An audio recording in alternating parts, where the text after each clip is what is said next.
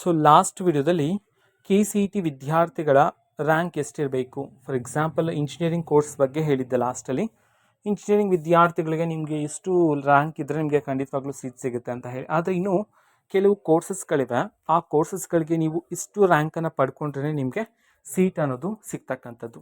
ಯಾಕೆ ಅಂತಂದರೆ ಇಂಜಿನಿಯರಿಂಗಿಂತ ಈ ಒಂದು ಕೋರ್ಸ್ಗಳಲ್ಲಿ ಕಾಂಪಿಟೇಷನ್ ತುಂಬ ಜಾಸ್ತಿನೇ ಇರ್ತಕ್ಕಂಥದ್ದು. ಸೊ ಹಾಗಿದ್ರೆ ಬನ್ನಿ, ಆ ಕೋರ್ಸ್ಗಳು ಯಾವ್ದ್ಯಾವುದು, ಆ ಕೋರ್ಸ್ಗಳಿಗೆ ರ್ಯಾಂಕ್ ಎಷ್ಟು ಸ್ಟಾಪ್ ಆಗಿದೆ ಅನ್ನೋದನ್ನ ಈ ವಿಡಿಯೋದಲ್ಲಿ ಕಂಪ್ಲೀಟ್ ಮಾಹಿತಿಯನ್ನು ತಿಳ್ಕೊತಾ ಹೋಗೋಣ.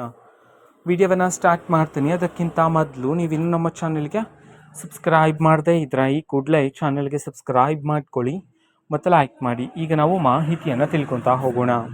ಹೌದು, ಮೊದಲಿಗೆ ಫಾರ್ಮ್ ಸೈನ್ಸ್ ಕೋರ್ಸ್ನಾಗೆ ಸೊ ನಿಮ್ಗೆ ಏನಾದರೂ ಸೀಟ್ ಸಿಕ್ಕಿದ್ರೆ ಒಂದು ಇಂಪಾರ್ಟೆಂಟ್ ಮಾಹಿತಿ ಏನಂತಂದ್ರೆ KCET ರಿಸಲ್ಟ್ ಅನೌನ್ಸ್ ಆಗಿರುತ್ತೆ ನಿಮ್ಮ ರಿಸಲ್ಟ್ ಶೀಟಲ್ಲಿ. ಈಗ ನಾನು ಫಾರ್ಮ್ ಸೈನ್ಸ್ ಬಗ್ಗೆ ಮಾತಾಡ್ತಿದ್ದೀನಿ. ಫಾರ್ಮ್ ಸೈನ್ಸ್ಗೆ ರ್ಯಾಂಕ್ ಅನೌನ್ಸ್ ಆಗಿದ್ರೆ ಮಾತ್ರನೇ ಆ ಒಂದು ಕೋರ್ಸ್ನ ನೀವು ಆಪ್ಷನ್ ಎಂಟ್ರಿ, ಇಟ್ ಮೀನ್ಸ್ ಕೌನ್ಸಿಲಿಂಗಲ್ಲಿ ಪಾರ್ಟಿಸಿಪೇಟ್ ಮಾಡೋದಕ್ಕೆ ಆಗುತ್ತೆ. ಆ ಒಂದು ಕೋರ್ಸಿಗೆ ನಿಮಗೆ ರ್ಯಾಂಕ್ ಅನೌನ್ಸ್ ಆಗಿಲ್ಲ ಅಂತಂದರೆ ಆ ಒಂದು ಕೋರ್ಸ್ಗೆ ನೀವು ಆ ಒಂದು ಕೋರ್ಸಲ್ಲಿ ಆಪ್ಷನ್ ಎಂಟ್ರಿ ಅಥವಾ ಕೌನ್ಸಿಲಿಂಗಲ್ಲಿ ಪಾರ್ಟಿಸಿಪೇಟ್ ಮಾಡೋದಕ್ಕೆ ಆಗೋದಿಲ್ಲ. ಓಕೆನಾ, ಇದೊಂದು ಕ್ಲಿಯರ್ ಆಯಿತು. ಸೊ ಫಾರ್ಮ್ ಸೈನ್ಸ್ನ ಕಟ್ ಆಫ್ ಎಷ್ಟಿರಬೇಕು, ನಿಮ್ಮ ಒಂದು ರ್ಯಾಂಕ್ ಎಷ್ಟಿರಬೇಕು ಅಂತಂದ್ರೆ 30K ಇಂದ 49K, ಅಪ್ರಾಕ್ಸಿಮೇಟ್ಲಿ 50K ಅಂದ್ಕೊಳ್ಳಿ. ಅಷ್ಟು ರ್ಯಾಂಕ್ ಇದ್ದರೆ ನೀವು ಈಸಿಯಾಗಿಯೇ ಸೀಟನ್ನು ಪಡ್ಕೋಬೋದಾಗಿರುತ್ತೆ, ನಿಮಗೆ ಸೀಟ್ ಸಿಗುತ್ತೆ ಫಾರ್ಮ್ ಸೈನ್ಸಲ್ಲಿ. ನೆಕ್ಸ್ಟ್ BNYS, ಈ ಒಂದು ಕೋರ್ಸ್ನ ಕಟ್ ಆಫ್ ಎಷ್ಟಿರುತ್ತೆ ಅಂತಂದರೆ ನಿಮ್ಮೊಂದು ರ್ಯಾಂಕ್ ಬಂದುಬಿಟ್ಟು 40K ಇಂದ 60K. ಓಕೆ, 40,000ದಿಂದ 60,000 ಒಳಗಡೆ ಇದ್ದರೆ ನಿಮಗೆ ಸೀಟ್ ಅನ್ನೋದು ಸಿಗ್ತಕ್ಕಂಥದ್ದು.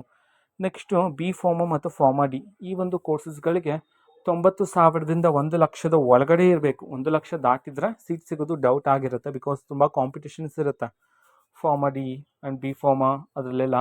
ಅದಕ್ಕೋಸ್ಕರ 1,00,000 ಒಳಗಡೆ ಇದ್ದರೆ ಅಫ್ಕೋರ್ಸ್ ನಿಮಗೆ ಸೀಟ್ ಅನ್ನೋದು ಸಿಗುತ್ತೆ. ಸೊ ಇದು ಕೆಲವು ಕೋರ್ಸಸ್ಗಳಿಗೆ ಸಂಬಂಧಪಟ್ಟಂಥ ಮಾಹಿತಿ ಆಗಿರುತ್ತೆ. ಇನ್ಫಾರ್ಮೇಷನ್ ಇಷ್ಟ ಆಗಿದ್ರೆ ನಿಮ್ಮ ಫ್ರೆಂಡ್ಸ್ ಆ್ಯಂಡ್ ಫ್ಯಾಮಿಲಿ ಮೆಂಬರ್ಸ್ಗೂ ಸಹ ವಿಡಿಯೋವನ್ನು ಶೇರ್ ಮಾಡಿ, ಜೊತೆಗೆ ಚಾನಲ್ಗೆ ಸಬ್ಸ್ಕ್ರೈಬ್ ಮಾಡಿಕೊಂಡು ಸಪೋರ್ಟ್ ಮಾಡಿ. So thank you, bye.